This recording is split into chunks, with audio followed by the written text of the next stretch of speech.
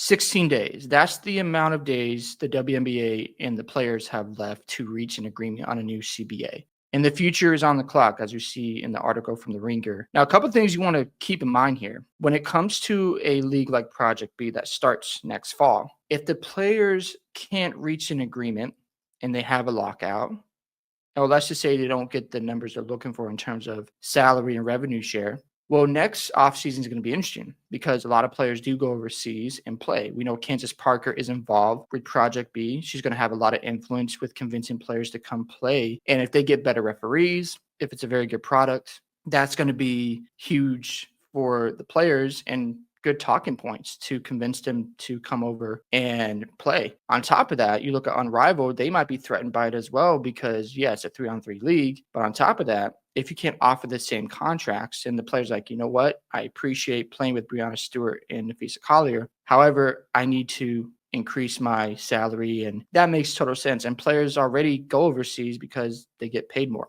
So it makes a lot of sense.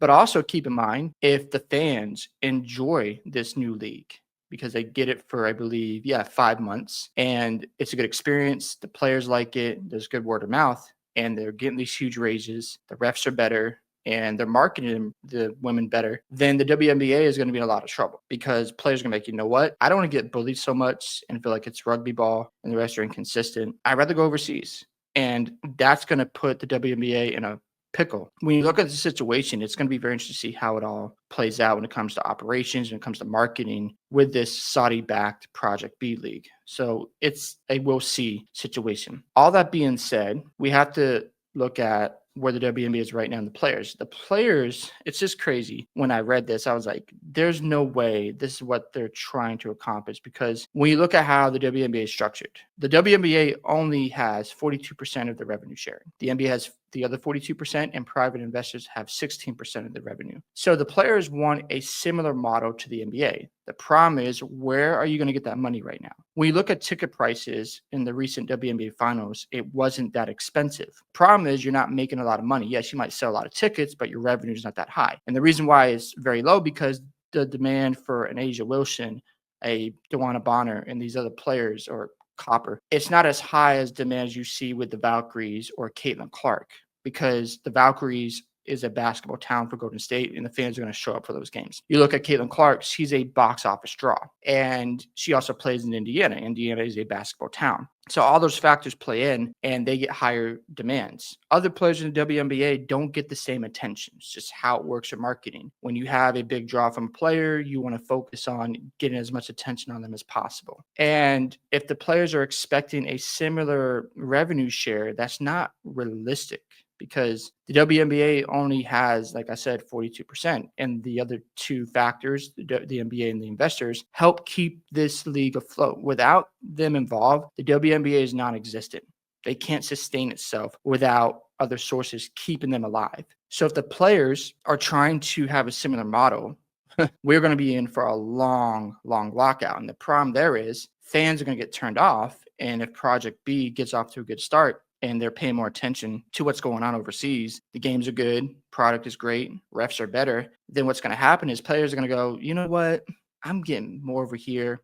And yes, it's overseas, but I like it because I am enjoying my experience. And if the fans like it, the WNBA is going to be in hot water. You can't just let this go on forever. And the players got to figure things out as well. Another factor is, what about the refs? Because they talk about the physicality being a problem. It's been inconsistent because they allow bully ball on one end and phantom calls on the other end. So it's very up and down. You see dirty plays out there with no repercussions. So it enables players to be dirty and nothing gets done. So right now, the WNBA officials, their contractors, they make about $1,500 to $2,500 per game. And they do that to wait for opportunities to ref in the NBA, because they get up to $550,000 annually. So they're just playing on a contract. And if you don't hire quality referees, then you get situations where you have poor refs because the pay is not that great and they don't have the best experience, yada, yada, yada. So it's a number of factors. Also, you look at Nafisa Collier in this unrivaled league. How can that have an influence on the WNBA? It could have a lot, because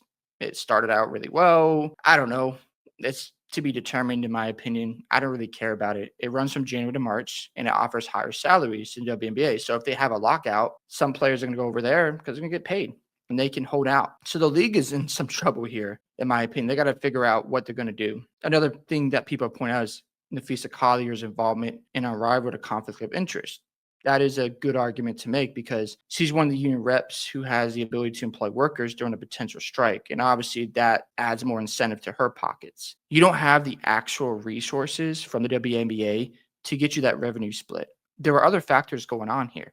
The NBA and private investors keep your league alive. You take those away and you try to stand on 2 feet, you're going to sink quickly. So the players need to be realistic with how they negotiate the CBA deal. Because if you have a strike and you expect people to watch Unrivaled, good luck. I'm just going to be completely honest. You're going to have a hard time getting the same type of traction. I would do this. I would look at it and go, okay, they're going to get an increase in their salary because anytime you negotiate a new CBA, that happens.